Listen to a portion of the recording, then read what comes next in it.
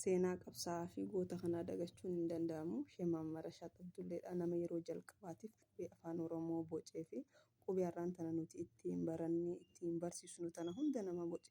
Seenaan hin dagatu waan ta'eef seenaa nama tokko irratti hidhuun hin danda'amu waan ta'eef Sheemaan Marashaa nama qabsoo yeroo jalqabaatiif afaan ati ittiin dubbattu akkuma afaan Oromoo ittiin dubbattu kana qubee tana boce waan ta'eef seenaan qorattoonni ammaan tana qoratanii Bakirii Sabaloo immoo bara 1974 sun waan turaadha.